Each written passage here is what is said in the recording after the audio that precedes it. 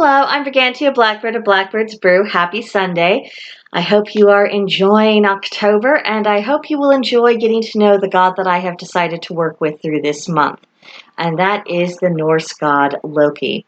Now, I realize that simply mentioning his name at all in certain pagan circles is, the verbal equivalent of dropping an atom bomb. Just kapow, kablooey, instantaneous disagreement and just chasms within the community of some people absolutely detesting him, not even wanting to hear his loathsome name, and then other people who think that he's the bee's knees for a variety of reasons.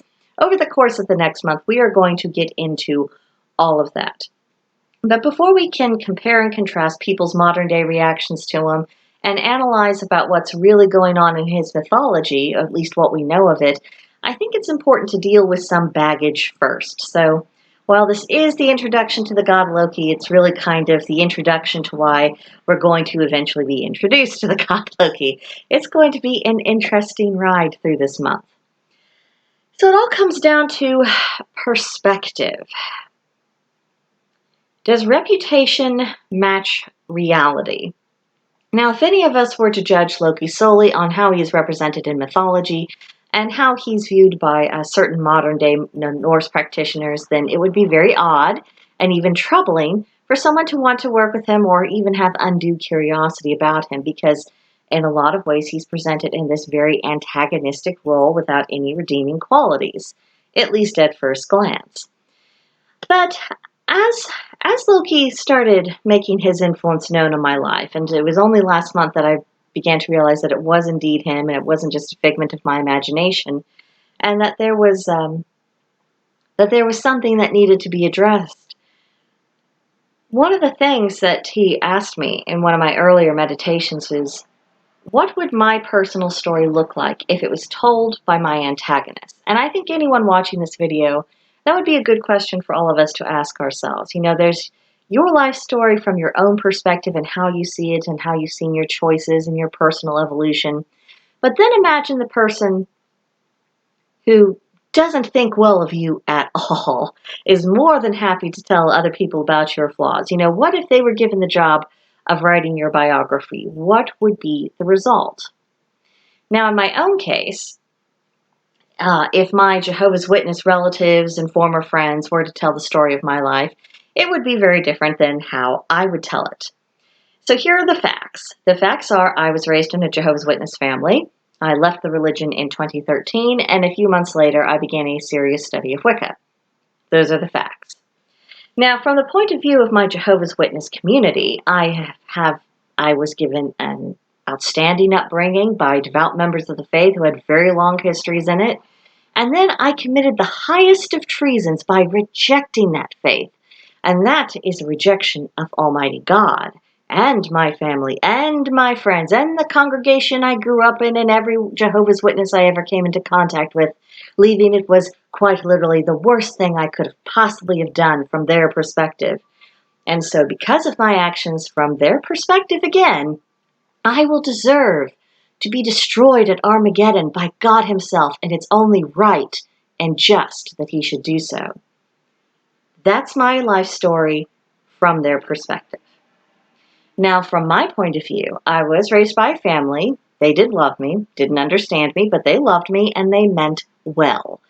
There came a point when I found too many contradictions in their doctrine. I honestly did not believe that the Bible was the unerring word of God, and I really didn't believe that the God of the Bible was who he claimed to be, or at least who his followers claimed him to be. I found some of their practices in the Jehovah's Witness community to be absolutely inhuman. And I'm not being hyperbolic. I realize the gravity of that word. Eventually, I realized I was on guard every single moment of my life. I could never relax, just have a conversation with any Jehovah's Witness without having to watch my words for fear someone might be offended and then report me to the elders so I could get a talking to. There was nothing real, there was nothing honest about any of my relationships with my Jehovah's Witness family or friends. And, the constant strain of trying to pretend to be a faithful believer, it just became absolutely untenable. I was wasting my life.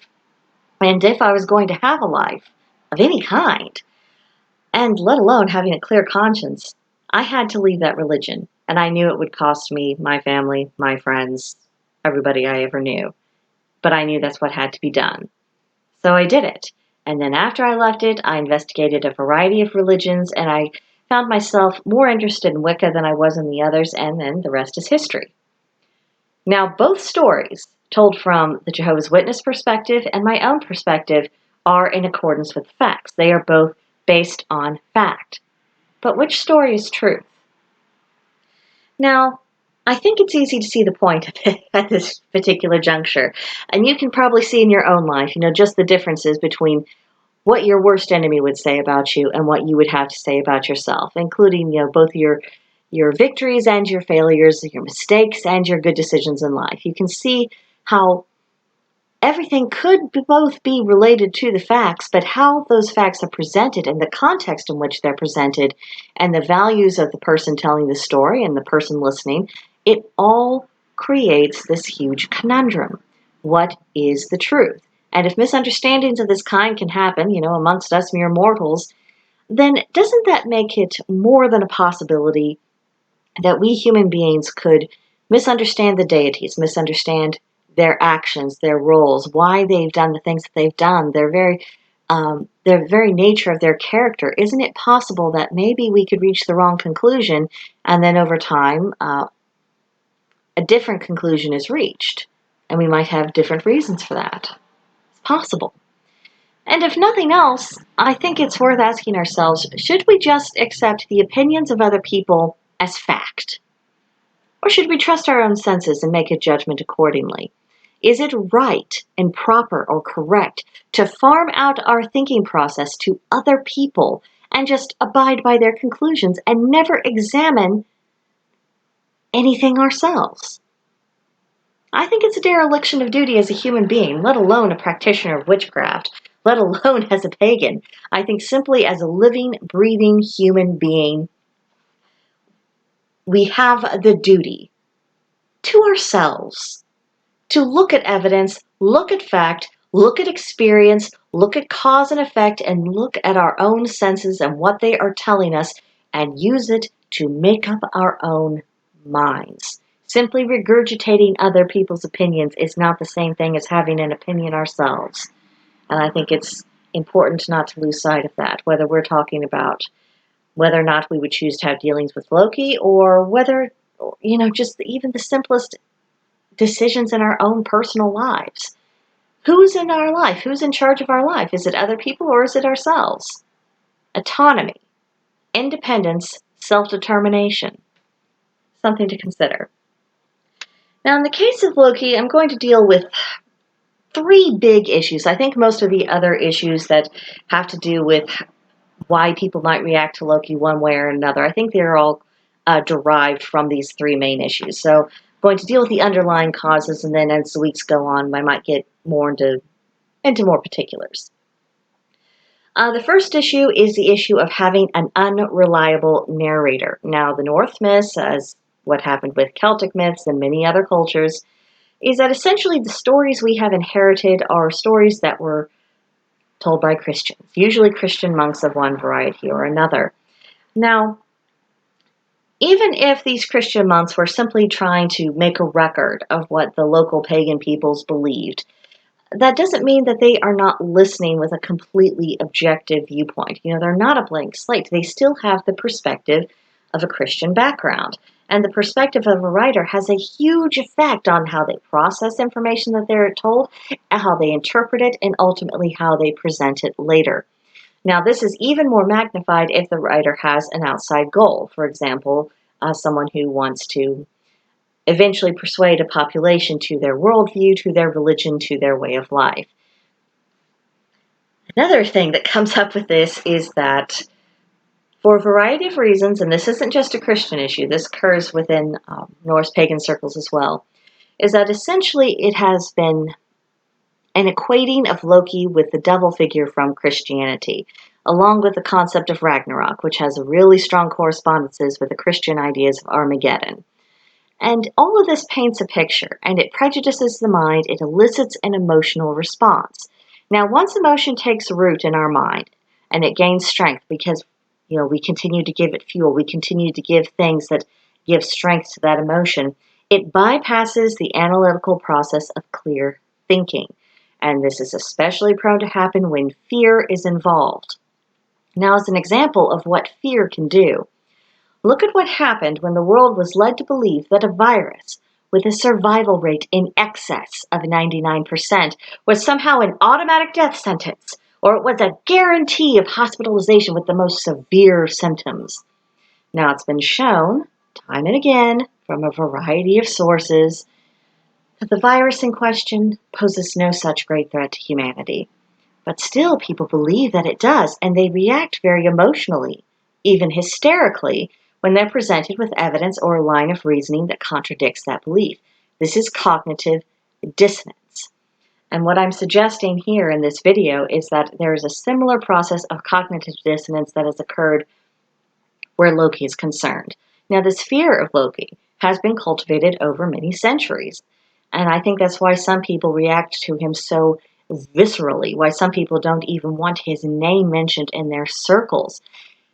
Yeah, and it's amazing because all of the gods and the goddesses, they have deeds that we can just admire without questions. There are deeds that they would do that we personally would never be doing, and then there's a lot of gray area. A lot of gray area. We tend to see them as people, just gods as people, immensely more powerful and stronger and wiser than we are, but still they are people. Except when it comes to certain figures, and Loki is one of those figures. And with him, there's some people, not all, but there are some people who just see him in this very black and white, well, he did this and that thing was horrible, and therefore everything about him is horrible, and he's only capable of horrible, and everything he does is always done for the worst possible motivations. And when you have someone in that mindset, it becomes absolutely impossible to take a step back and say, well, let's just look at what the information we have and take it in context. Who is he really? What has he done really? Why did he do these things? Is his role within Norse mythology and within the context of modern paganism, is it slightly different than what was first advertised? And people, some of them, simply can't entertain that because fear. This brings us to the second issue a hurdle or a stumbling block, you might say. And this has to do with Loki in popular fiction, specifically the Marvel Universe. Now, we all know that Marvel has borrowed from Norse mythology, and we have rewoven it to suit their storylines. And of course, Loki is one of the personages who makes an appearance and quite frankly, is enormously popular with a lot of the fans. And not just because Tom Hiddleston happens to be an attractive person, although I'm sure that doesn't hurt. But he does seem to have, this character does seem to have generated a kind of renaissance of interest in Loki, more so than even a renaissance in interest in Thor. So clearly this is about more than just someone thinking that an actor has a pretty face. Now, because this has, kind of stirred up some interest amongst people who've perhaps never thought about Norse mythology, or, who aren't pagan, but then they're getting interested in it, and this was kind of their avenue to start asking questions and wondering, well, is there more to this? Let me look at the mythology that's there and asking questions. This antagonizes some modern pagans and heathens.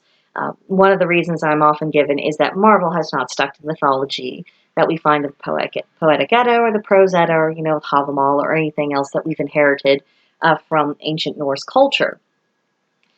But for such people who are antagonized by it for that reason, I would ask them, why would Marvel or any other entertainment company feel obliged to strictly follow mythology and suit your personal preferences? They are in the business of storytelling and making money. They are not teaching pagan theology. They do not set out to do so. They do not claim to do so. So maybe could we just cut people a little bit of slack if they're coming to this strictly for entertainment purposes and we'll let them enjoy it for what it is? Maybe. Now, another reason that this may antagonize some people is, has the god Loki gained followers because of the Marvel Loki?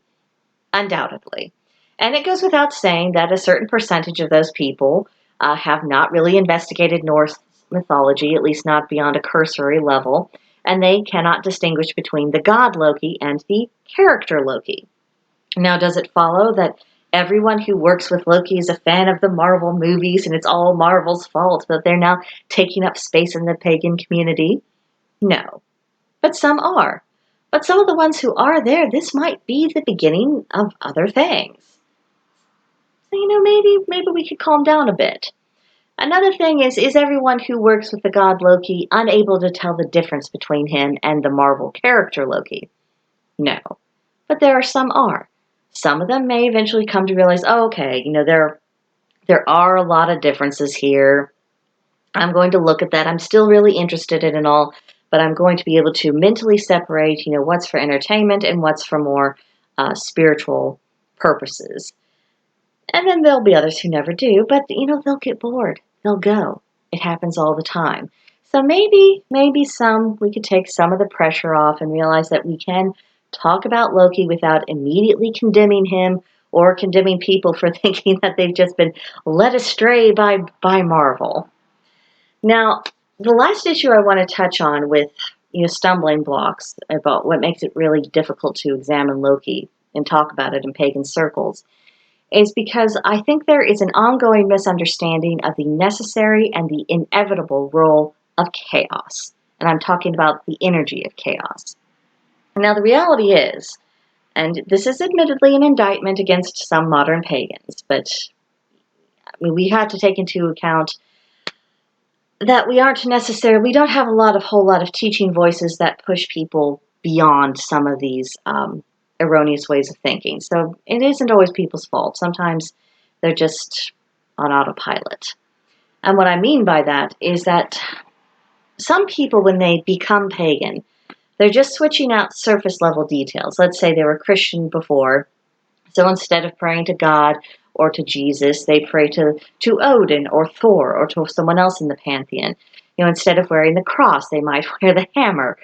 Instead of celebrating Christmas, they celebrate Yule. But despite all of these surface level transformations, these people are not necessarily addressing the underlying differences in philosophy and theology. So in other words, not everyone is changing their hearts and not everyone is changing their worldview, because there is a great deal of difference between the Christian and the Norse pagan worldview. And one of the ways in which this shows is that time and again I have interacted with pagans, and this is cross-platforms across years. And these pagans, they essentially maintain the Christian worldview of good versus evil. And this really shows when we have the context of people using expressions that, light and dark, good and positive. What they mean is good versus evil, even though that's not really the pagan scale. Now, this is actually the number one giveaway that someone has neglected this aspect of their spiritual foundation. Because if you don't understand this, there's a whole host of other things that you have a pretty shaky understanding of, if you understand it at all. And really, just because someone now prays to a pagan deity, it does not mean that person has absorbed or converted to a pagan worldview.